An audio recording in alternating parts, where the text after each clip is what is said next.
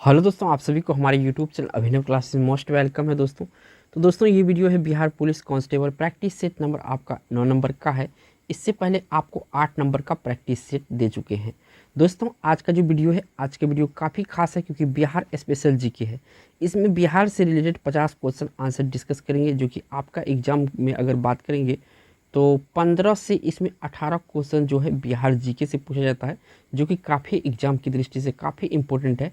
अगर इस वीडियो को देख लेते तो यहाँ से 3 से 4 क्वेश्चन तो इस वीडियो से बनेगा आपका, क्योंकि काफ़ी इंपॉर्टेंट क्वेश्चन है। तो एक एक क्वेश्चन आपके लिए इंपॉर्टेंट हो सकता है। लेट नहीं करेंगे, चलेंगे पहला क्वेश्चन पर। क्वेश्चन नंबर फर्स्ट है दोस्तों, इसमें पूछा गया है कि बिहार से प्राप्त मौर्य अभिलेख की लिपि है। जो बिहार से प्राप्त मौर्य अभिलेख की लिपि है, ये कौन सा लिपि है? तो ये आपका ब्राह्मी लिपि है। कौन सा लिपि है? ब्राह्मी लिपि है। ये ऑप्शन सही है। काफ़ी इंपॉर्टेंट ये आपका वीवीआई क्वेश्चन है, ये सब जितने भी करवाऊंगा इसमें। बढ़ते हैं। अगला क्वेश्चन 2 नंबर का आया। पूछा गया है कि महावीर स्वामी ने किस स्थान पर अपना अंतिम उपदेश दिए थे। यानी भगवान महावीर जो है किस स्थान पर अपना अंतिम उपदेश दिए थे? तो ये उपदेश दिए थे पावापुरी में। कहाँ पे?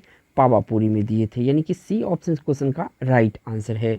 अगर दोस्तों इस चैनल पे पहली बार आए तो चैनल को सब्सक्राइब कर लीजिए और साथ के साथ बेल आइकन प्रेस करिए, ताकि आने वाला जो वीडियो है उसका नोटिफिकेशन आपसे मिस ना हो। अगला क्वेश्चन जो आया है, ये 3 नंबर का क्वेश्चन है। पूछा गया कि प्रथम जैन संगीति की अध्यक्षता किस जैन आचार्य ने किया था? प्रथम जैन संगीति की अध्यक्षता किस जैन आचार्य ने किया था? तो इसका अध्यक्षता अस्तूल भद्र किया था। प्रथम जैन संगीति का अध्यक्षता किसने किया था? अस्तूल भद्र ने किया था। ये ऑप्शन यहाँ से सही है। बढ़ते हैं नेक्स्ट क्वेश्चन आ चुका है दोस्तों। इससे पूछा गया कि निम्नलिखित में से मगध का कौन सा राजा सिकंदर महान के समकालीन था? इसमें से इन ऑप्शन में से देखेंगे तो सिकंदर महान का समकालीन कौन था? सिकंदर महान का समकालीन इसमें घनानंद था। कहीं कहीं इसको ऐसे लिखा होगा धनानंद, ठीक है, तो इसमें कंफ्यूज नहीं होगा। ये इतिहासकारों के अकॉर्डिंग किसी ने ऐसा घनानंद कहा है तो किसी ने धनानंद कहा है। तो इस क्वेश्चन का राइट आंसर यहाँ से बी ऑप्शन सही है। बढ़ते हैं आपका नेक्स्ट क्वेश्चन यहाँ से पूछा गया है दोस्तों 5 नंबर में। पाटलिपुत्र को मगध की अस्थायी राजधानी के रूप में किसने स्थापित किया है? तो देखिए अस्थायी राजधानी कहा है ना, अगर वैसे राजधानी पूछता तो उदयन होता, लेकिन यहाँ पे अस्थायी राजधानी पूछा है तो कालाशोक जो है, कालाशोक इन्होंने किया है, ठीक है। तो ये ऑप्शन यहाँ पे सही हो जाएगा। बढ़ते हैं नेक्स्ट। अगला क्वेश्चन यहाँ से पूछा गया 6 नंबर में। किस शासक के कार्यकाल में शैलेंद्र वंश के शासक ने नालंदा में एक बौद्ध मठ की स्थापना कराया था? किस शासक के कार्यकाल में शैलेंद्र वंश के शासक ने नालंदा में एक बौद्ध मठ का स्थापना कराया था? तो ये शासनकाल था दोस्तों देवपाल का। किसका शासन था? देवपाल का शासनकाल था, जब ये बौद्ध मठ की स्थापना हुआ था। बढ़ते हैं नेक्स्ट क्वेश्चन दोस्तों से पूछा गया आपसे और 7 नंबर का क्वेश्चन है। बक्सर युद्ध के पश्चात किस मुगल शासक ने बिहार, बंगाल व उड़ीसा क्षेत्रों में लगान वसूली का अधिकार ईस्ट इंडिया कंपनी को प्रदान कर दिया गया था? तो किस बक्सर युद्ध के पश्चात किस मुगल शासक ने ऐसा किया था? इसमें पूछा गया, जिसमें बंगाल, बिहार, उड़ीसा का जो लगान वसूली का अधिकार था ईस्ट इंडिया कंपनी को दे दिया गया था। तो कौन शासक ने ऐसा किया था? तो ये किया था दोस्तों शाह आलम द्वितीय। किसने किया था? शाह आलम द्वितीय किया था। तो इस क्वेश्चन का राइट आंसर ए ऑप्शन सही है। बढ़ते हैं आपका नेक्स्ट क्वेश्चन। अगला क्वेश्चन यहाँ पे स्क्रीन पे 8 नंबर का आया है। पूछा कि 1857 के विद्रोह के समय बिहार के किस क्षेत्र में मार्शल लॉ लागू था? तो 1857 के समय मार्शल लॉ कहाँ कहाँ पे लागू था? समूचे तिरहुत, यानी चंपारण जिला में जो तिरहुत पड़ता है, समूचे तिरहुत में क्या लागू था? तो मार्शल लॉ लागू था 1857 के विद्रोह के दौरान। अगला क्वेश्चन जो यहाँ से पूछा गया है 9 नंबर में। पटना के बिहटा में स्वामी सहजानंद सरस्वती ने किसान सभा की औपचारिक रूप से गठन किया था। तो कब किया था औपचारिक रूप से गठन, ये पूछा गया है। तो 4 मार्च को किया गया था। कब किया गया था? 4 मार्च 1928 को किया गया था। तो ऑप्शन यहाँ से ए सही हो जाएगा। बढ़ते हैं आपका अगला क्वेश्चन जो यहाँ से पूछा गया है और ये 10 नंबर का क्वेश्चन है। बिहार के किस क्षेत्र से खिलजी कालीन सिक्के प्राप्त हुए हैं? तो खिलजी कालीन सिक्का जो प्राप्त हुआ, कहाँ से प्राप्त हुआ है? तो ये प्राप्त हुआ है शाहपुर। कहाँ से? शाहपुर, जो कि आपका भोजपुर जिला में ये क्षेत्र पड़ता है। किस जिला में? भोजपुर जिला में। बढ़ते हैं आपका अगला क्वेश्चन यहाँ पे आया है 11 नंबर का। पूछा गया किस मुगल शासक के समय अंग्रेजी यात्री पीटर मुंडी ने बिहार की यात्रा की थी?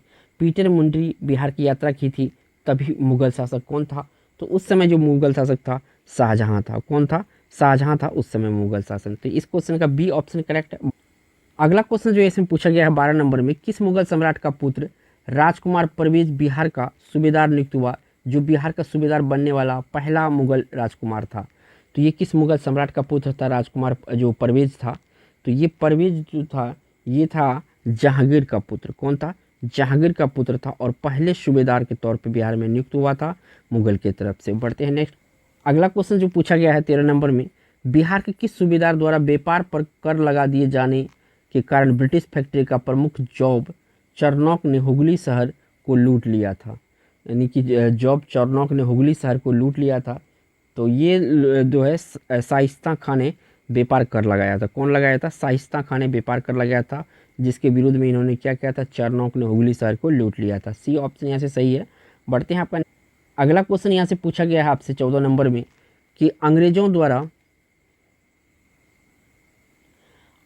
द्वारा बिहार में फौजदारी प्रशासन को अपने अधिकार में लेने के पश्चात पटना का प्रथम अंग्रेज मजिस्ट्रेट किसे नियुक्त किया गया था? तो पटना का प्रथम अंग्रेज मजिस्ट्रेट किसे नियुक्त किया गया था? तो ये नियुक्त किया गया था चार्ल्स फ्रांसिस ग्रांट को। किसे? चार्ल्स फ्रांसिस ग्रांट को पटना का मजिस्ट्रेट नियुक्त किया गया था। बढ़ते हैं आपका नेक्स्ट क्वेश्चन।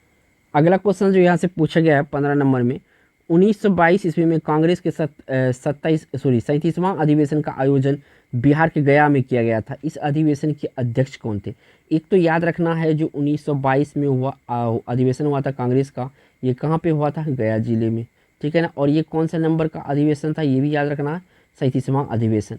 अब यह पूछ रहा है कि यहाँ पे अध्यक्ष कौन थे? तो इसका जो अध्यक्ष था ये था दोस्तों चित्तरंजन दास। कौन था? चित्तरंजन दास इसका अध्यक्षता कर रहा था। बी ऑप्शन यहाँ से सही है। बढ़ते हैं आप नेक्स्ट क्वेश्चन जो है यहाँ पे 16 नंबर का है। पूछा गया कि भारतीय राष्ट्रीय कांग्रेस के दूसरे अधिवेशन में बिहार के कितने प्रतिनिधि ने भाग लिया था? यहाँ पे पूछ रहा है दूसरे अधिवेशन में कांग्रेस के अधिवेशन जो था उसमें दूसरे अधिवेशन में कितना प्रतिनिधि भाग लिया था? टोटल इसमें से दोस्तों कितना प्रतिनिधि भाग लिया था? टोटल 31 प्रतिनिधि भाग लिया था। कितना? 31 प्रतिनिधि, यानी ए ऑप्शन यहाँ से सही हो जाएगा। बढ़ते हैं आपका नेक्स्ट क्वेश्चन है यहाँ पे 17 नंबर का। स्वामी सहजानंद सरस्वती ने बिहार प्रांतीय किसान सभा की स्थापना कब की थी? बिहार प्रांतीय किसान सभा की स्थापना कब की गई थी? ये किया गया था दोस्तों 1929 में। कब किया गया था? 1929 में किया गया था। किसके द्वारा किया गया था? स्वामी सहजानंद सरस्वती के द्वारा। तो बी ऑप्शन यहाँ से सही है। बढ़ते हैं अगला क्वेश्चन यहाँ से पूछा गया है दोस्तों 18 नंबर में, बिहार में होम रूल लीग की स्थापना कब हुई थी? बिहार में होम रूल लीग की स्थापना कब हुई थी? तो ये हुआ था 16 दिसंबर 1916 ईस्वी को। 16 दिसंबर 1916 को बिहार में होम लीग की स्थापना हुई थी। तो ऑप्शन यहाँ से कौन सा सही हो जाएगा? ऑप्शन आपका ए सही है। बढ़ते हैं आपका नेक्स्ट क्वेश्चन जो यहाँ पे आया है 19 नंबर का है। चंपारण में 3 कठिया पद्धति के अंतर्गत किसानों को अपनी भूमि कितने भाग पर नील की खेती करना अनिवार्य था? तो देखिए नील का खेती जो करना अनिवार्य था, अगर मान के लिए 20 कट्ठा ज़मीन हो तो उसे 3 कट्ठा में नील की खेती करना अनिवार्य कर दिया गया था। तो यानी 3/20। ए ऑप्शन इस क्वेश्चन का राइट आंसर है। बहुत खराब कानून था ये अंग्रेज का। बढ़ते हैं अगला क्वेश्चन जो यहाँ से पूछा गया है 20 नंबर में, बिहार में किस आंदोलन के दौरान राजेंद्र प्रसाद ने वकालत छोड़ दी थी? तो किस आंदोलन के दौरान राजेंद्र प्रसाद ने वकालत छोड़ दी थी? तो ये आंदोलन था असहयोग आंदोलन। कौन सा आंदोलन था? असहयोग आंदोलन के दौरान जो है डॉक्टर राजेंद्र प्रसाद जो था इन्होंने वकालत छोड़ दिया था। सी ऑप्शन सही है। बढ़ते हैं नेक्स्ट क्वेश्चन है इसमें 21 नंबर का है। पूछा गया कि सबीना अवज्ञा आंदोलन के दौरान बिहार में पहली बार राजनीतिक अभियोग में गिरफ्तार होने वाले महिला थी। तो ये पहली महिला थी जो कि सबीना अवज्ञा आंदोलन के दौरान गिरफ्तार हुई थी। ये कौन थी? तो ये थी श्रीमती सरस्वती देवी। श्रीमती सरस्वती देवी पहले गिरफ्तार हुई थी किस आंदोलन के दौरान? तो सविनय अवज्ञा आंदोलन के दौरान। बढ़ते हैं आपका नेक्स्ट क्वेश्चन जो यहाँ पे आया है 22 नंबर का क्वेश्चन है। पूछा गया डॉक्टर राजेंद्र प्रसाद को 9 अगस्त 1942 को गिरफ्तार करके भेजा गया था। कौन सा जेल भेजा गया था? तो इसे बांकीपुर जेल भेजा गया था। कौन सा जेल? बांकीपुर जेल भेजा गया था। कब हुआ था गिरफ्तारी? तो 9 अगस्त 1942 को। बढ़ते हैं नेक्स्ट अगला क्वेश्चन जो है इसमें पूछा गया है 27 नंबर का क्वेश्चन है। पलासी की युद्ध जो कि 1757 में हुआ था के उपरांत बिहार का उपनवाब किसे बनाया गया था? यानी 1757 में पलासी का युद्ध हुआ था। इसके बाद जो है बंगाल का उपनवाब किसे बनाया गया था? तो ये बनाया गया था मीरन को। किसे बनाया गया था? मीरन को बनाया गया था। तो ये ऑप्शन यहाँ से सही है। बढ़ते हैं आपका नेक्स्ट क्वेश्चन जो स्क्रीन पे आया है 24 नंबर का क्वेश्चन है। पूछा गया ईरानी यात्री मोहम्मद सादिक किस मुगल शासक के समय में बिहार आया था? ये मोहम्मद सादिक मुगल ये ईरान का था और ये भारत आया था। तो उस समय मुगल शासक कौन था? तो उस समय जो मुगल शासक था जहांगीर था। कौन था? जहांगीर उस समय का मुगल शासक था। जब ईरानी यात्री मोहम्मद सादिक आया था। बढ़ते हैं आप नेक्स्ट क्वेश्चन जो यहाँ पे स्क्रीन पे आया है, ये 25 नंबर का क्वेश्चन आप सभी के लिए कि निम्न में से बिहार का अंतिम अफगान शासक था। यहाँ पे पूछा है अंतिम अफगान शासक, तो अंतिम अफगान शासक बिहार का था दाऊद खां। कौन था? दाऊद खां जो था अंतिम अफगान शासक था बिहार का। सी ऑप्शन सही है। बढ़ते हैं नेक्स्ट क्वेश्चन जो आया है, इसमें पूछा गया है 26 नंबर में, बिहार के लगभग कितने प्रतिशत भूभाग पर जलोढ़ मृदा का विस्तार पाया जाता है। देखिए बिहार में जलोढ़ मृदा काफ़ी मात्रा में है, तो यहाँ पे 90% जो है जलोढ़ मृदा ही पाया जाता है। तो ए ऑप्शन क्वेश्चन का राइट आंसर हो जाएगा। बढ़ते हैं नेक्स्ट क्वेश्चन जो यहाँ पे स्क्रीन पर आया 27 नंबर का कि निम्नलिखित में से किस मिट्टी को धान के उत्पादन हेतु उपयुक्त माना जाता है। तो धान के लिए जो उपयुक्त मिट्टी माना जाता है खादर मिट्टी, इसको नई जलोढ़ कहते हैं। क्या कहते हैं? नई जलोढ़ मिट्टी कहा जाता है। ठीक है ना, याद रखिएगा, नई जलोढ़ इसका नाम है। और ये जो बांगर है इसे पुरानी जलोढ़ कहा जाता है। क्या कहा जाता है? पुरानी जलोढ़ कहा जाता है। तो दोनों के बारे में याद रखना, एग्जाम में यहाँ से भी क्वेश्चन बन सकता है। नेक्स्ट क्वेश्चन जो स्क्रीन पे आया है, ये 28 नंबर का क्वेश्चन है आप सभी के लिए। किस नदी को नारायणी के उपनाम से भी जाना जाता है, यानी कि नारायणी उसे उपनाम से जाना जाता है। तो यहाँ पे जो गंडक नदी है इसे ही नारायणी नदी के नाम से जाना जाता है। एक अन्य नाम है इसका नारायणी नदी। सी ऑप्शन सही है। बढ़ते हैं आपका नेक्स्ट क्वेश्चन जो यहाँ से पूछा गया है 29 नंबर का क्वेश्चन है, मेची निम्नलिखित में से किसकी सहायक नदी है। तो देखिए मेची जो है ना, ये काफ़ी इंपॉर्टेंट है, क्वेश्चन थोड़ा सा नया टाइप का है। तो मेची नदी जो है ये महानंदा का सहायक नदी। कौन सा नदी? महानंदा का सहायक नदी है मेची नदी। बढ़ते हैं आपका नेक्स्ट क्वेश्चन यहाँ पे आया है, पूछा गया है 30 नंबर में, गौतम बुद्ध वन्यजीव अभयारण्य स्थित है। गौतम बुद्ध वन्यजीव अभयारण्य स्थित है, तो ये गया जिला में है। कहाँ पे है? गया जिला में है गौतम बुद्ध अभयारण्य। सी ऑप्शन सही है। बढ़ते हैं आपका नेक्स्ट क्वेश्चन इसमें पूछा गया है दोस्तों 31 नंबर में, बिहार में कितने जिले उत्तर प्रदेश के साथ सीमा साझा करते हैं। तो उत्तर प्रदेश के साथ सीमा जो करते हैं साझा बिहार के, ये जिला है टोटल आपका 8 जिला जो है बिहार का जिला है ये, और सीमा साझा करता है ये उत्तर प्रदेश के साथ। तो यहाँ पे सी ऑप्शन सही होगा। बढ़ते हैं आपका नेक्स्ट क्वेश्चन यहाँ से पूछा गया है दोस्तों 32 नंबर में, पूर्व मध्य रेलवे का मुख्यालय बिहार के किस जिले में स्थित है। तो बिहार के पटना जिले में, और यहाँ पे मैं लिख देता हूँ हाजीपुर है एग्जैक्ट जगह, ये है हाजीपुर। क्या है? हाजीपुर है एग्जैक्ट जगह, लेकिन ये हाजीपुर पड़ता कहाँ पे है? तो पटना में पड़ता है। बढ़ते हैं आपका नेक्स्ट क्वेश्चन यहाँ से पूछा जा रहा है दोस्तों 33 नंबर में कि निम्नलिखित में से कौन सी परियोजना बिहार, उत्तर प्रदेश, मध्य प्रदेश की संयुक्त परियोजना है। इन तीनों राज्य का, एक तो आपका बिहार है, दूसरा यूपी है, तीसरा एमपी है, ये तीनों का संयुक्त परियोजना है इनमें से। तो कौन सा परियोजना है? तो ये जो परियोजना है आपका बाणसागर परियोजना है। ये 3 स्टेट का मिला के ये परियोजना है। तो बी ऑप्शन सही है। बट नेक्स्ट क्वेश्चन इसमें पूछा गया 34 नंबर में कि निम्नलिखित में से कौन खरीफ की फसल का उदाहरण है। तो देखिए क्वेश्चन बहुत ईजी है। तो यहाँ पे देखिए चावल भी लिख दिया है और धान भी लिख दिया है। तो थोड़े मैं चावल को कुछ और कर देता हूँ, खरीफ की फसल यहाँ पे गेहूँ कर देता हूँ, क्योंकि देखिए थोड़ा सा गलत हो गया था ये। तो यहाँ पे धान जो है ये खरीफ की फसल है। तो ये ऑप्शन इस क्वेश्चन का राइट आंसर है। यहाँ पे गेहूँ कर लीजिएगा, गलती से चावल आ गया। बढ़ते हैं आपका नेक्स्ट क्वेश्चन यहाँ पे पूछा गया है 35 नंबर में, वर्मी कंपोस्ट को व्यावसायिक उत्पादन पर अनुदान देने वाला देश का पहला राज्य कौन था। व्यावसायिक उत्पादन पर अनुदान देने वाला राज्य कौन सा था। तो ये था अपना बिहार सबसे पहले अनुदान दिया था वर्मी कंपोस्ट पर। नेक्स्ट क्वेश्चन जो इसमें पूछा गया 36 नंबर में, बिहार में गन्ना का सर्वाधिक उत्पादन किस क्षेत्र में होता है। तो सर्वाधिक उत्पादन पूछा गन्ना किस क्षेत्र में होता है।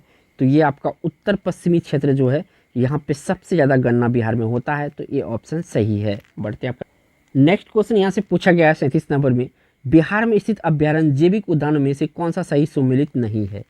तो देखिए उदयपुर वन्यजीव अभ्यारण्य पश्चिम चंपारण बिल्कुल सही है, गौतम बुद्ध वन्यजीव अभ्यारण्य गया बिल्कुल सही है, पंत जीव अभ्यारण्य कैमूर, ये कैमूर में नहीं है। ये कहाँ पर है।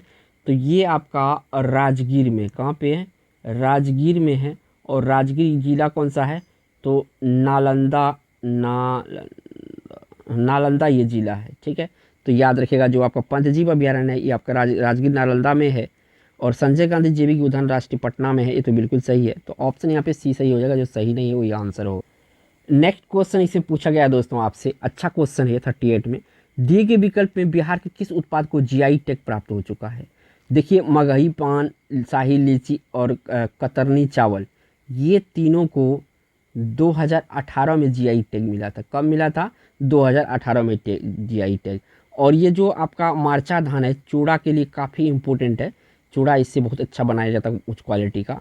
तो ये इसको मिला था अप्रैल 2023 में इसको जीआई टैग मिला था। तो याद रखिएगा इनके बारे में। तो ऑप्शन कौन सा सही हो जाएगा? ई ऑप्शन सही हो जाएगा इनमें सभी। नेक्स्ट क्वेश्चन जो इसमें पूछा गया है दोस्तों 39 नंबर का क्वेश्चन है कि 2011 की जनगणना के अनुसार न्यूनतम जनसंख्या घनत्व वाला जिला कौन सा है? तो न्यूनतम जनसंख्या घनत्व वाला जिला इनमें से कौन सा है? तो ये जिला है आपका कैमूर जिला। कौन सा? कैमूर जिला न्यूनतम जनसंख्या घनत्व वाला है। और ये जनगणना कब का था? तो याद रखिएगा 2011 के अनुसार। बढ़ते हैं आपका नेक्स्ट क्वेश्चन जो इसमें पूछा गया है 40 नंबर में, 2011 की जनगणना के अनुसार बिहार में पुरुष साक्षरता दर कितनी है? तो देखिए पुरुष साक्षरता दर जो बिहार में है 71.2%। याद रखिएगा काफ़ी इंपॉर्टेंट क्वेश्चन है ये। 71.2% आंसर जो है सी ऑप्शन यहाँ पे सही है। 71.2% बिहार में पुरुष साक्षरता दर थी, यानी कि 2011 के अकॉर्डिंग। बढ़ते हैं आपका नेक्स्ट क्वेश्चन पर। नेक्स्ट क्वेश्चन यहाँ से पूछा गया 41 नंबर में, बिहार के उत्तर से दक्षिण की कुल दूरी लगभग कितनी है? दक्षिण से उत्तर की कुल दूरी कितनी है? तो ये दूरी है 345 किलोमीटर। कितना है? 345 किलोमीटर है। ऑप्शन कौन सा सही हो जाएगा? बी ऑप्शन सही हो जाएगा। काफ़ी इंपॉर्टेंट ये भी क्वेश्चन है, बीबीआई मार्क कर लीजिए। अगला क्वेश्चन यहाँ पे पूछा गया है दोस्तों 42 नंबर में, बिहार विधानसभा का कौन सा विधानसभा सीट अनुसूचित जनजाति हेतु आरक्षित है? तो ये देखिए कटोरिया, मनिहारी और इमामगंज, ये तीनों होगा जो इस क्वेश्चन का राइट आंसर उपयुक्त में से अधिक हो जाए। नेक्स्ट क्वेश्चन यहाँ से पूछा गया 43 नंबर में, बिहार विधानसभा के प्रथम अध्यक्ष थे। तो बिहार विधानसभा के जो प्रथम अध्यक्ष थे ये थे दोस्तों आपका कौन? श्री राम दयालु सिंह। कौन थे? श्री राम दयालु सिंह बिहार विधानसभा के प्रथम अध्यक्ष थे। तो बी ऑप्शन।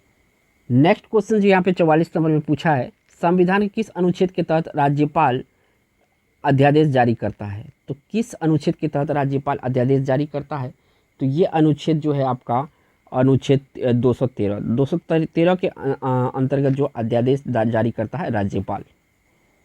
अगला क्वेश्चन यहाँ पे 45 नंबर का पूछा गया, किसी राज्य का मंत्री परिषद सामूहिक रूप से किसके प्रति उत्तरदायी होता है? राज्य का मंत्री परिषद सामूहिक रूप से जो उत्तरदायी होता है ये आपका विधानसभा के प्रति उत्तरदायी होता है। किसके प्रति उत्तरदायी होता है? विधानसभा के प्रति उत्तरदायी होता है। बी ऑप्शन सही है। नेक्स्ट क्वेश्चन यहाँ से पूछा गया है 6 नंबर में, बिहार के प्रशासनिक व्यवस्था को सुचारू रूप से चलाने हेतु इसमें कितने इकाइयों में विभाजित किया गया है? तो सुचारू रूप से चलाने हेतु प्रशासनिक इकाई कितने भाग में बांटा गया है बिहार को? तो बिहार को जो बांटा गया है ये टोटल 5 भाग में बांटा गया। कितना भाग में बांटा गया है? तो टोटल 5 भाग में बांटा गया है। बढ़ते हैं नेक्स्ट यहाँ पे क्वेश्चन आया है 47 नंबर का, किसी राज्य के सचिवालय का प्रधान कौन होता है? तो किसी राज्य का सचिवालय का जो प्रधान होता है ये होता है आपका कौन? तो मुख्य सचिव। मुख्य सचिव किसी भी सचिवालय का प्रधान होता है।